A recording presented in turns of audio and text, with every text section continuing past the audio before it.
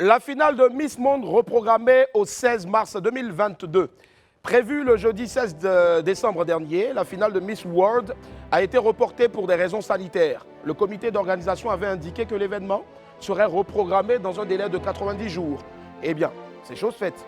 La finale de Miss Monde 2021 devrait avoir lieu le mercredi 16 mars 2022, toujours au Coliseo José Miguel Agrelo de San Juan à Porto Rico.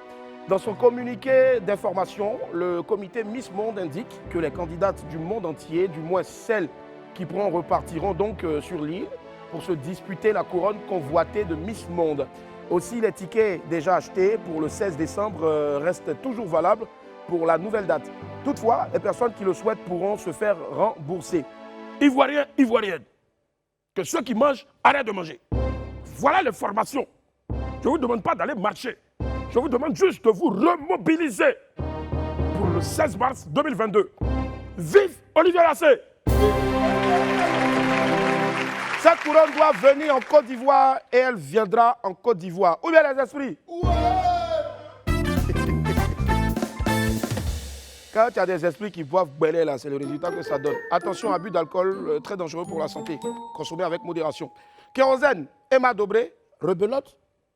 Le vendredi 10 décembre dernier, Kérosène annonçait l'arrêt de sa collaboration avec Emma Dobré jusqu'à nouvel ordre. Sa publication sur Facebook informant le public de sa décision avait créé une onde de choc dans le milieu du showbiz ivoirien. Si donc Emma Dobré disait ne pas vouloir se prononcer sur le sujet, les dernières publications de la jeune productrice laissent penser que les choses rentrent dans l'ordre entre elle et le chanteur. En effet, depuis quelques jours, Emma Dobré a recommencé à partager des publications pour la promotion des prestations de Kérosène ou des posts illustrés avec des photos de lui. Le duo magique est-il en train de se reformer? En tout cas, les esprits et moi, on attend que ça pour que triomphe la musique. Voilà. Le zoo d'Abidjan est de nouveau ouvert au public. Voilà une nouvelle en tout cas qui vient à point à l'orée des fêtes de fin d'année.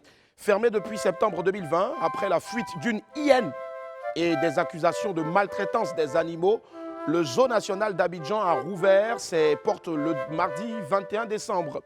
Et donc pendant un an, l'établissement a bénéficié de plusieurs travaux de rénovation, nettoyage en profondeur de tout le site et meilleure gestion des déchets. Rénovation des bâtiments administratifs, des enclos et des cages des animaux. De plus, le zoo d'Abidjan dispose désormais d'une clinique et d'un parc d'attractions avec glaciers, restaurants et jeux pour les enfants. Et je suis sûr qu'ils ont recondamné bien les cages là pour éviter que cette fois-ci, lion ne saute. Voilà. Tout compte fait, moi j'ai déjà fait photo à lion, donc m'en fous, il n'y a pas peur. Allez, le coût total des travaux est estimé à 530 millions de nos francs et donc un nouveau visage va forcément avec de nouveaux tarifs. Si l'entrée reste gratuite pour les enfants de moins de 3 ans, le ticket du zoo d'Abidjan coûte désormais 500 francs CFA pour les enfants de moins de 12 ans et 1000 francs donc pour les adolescents âgés de 12 à 18 ans et 1500 francs pour toute personne âgée de plus de 18 ans. Bon, moi j'ai lu des commentaires de certaines personnes qui disent que c'est cher. Les gars, nous tous on s'est plaint du mauvais état du zoo.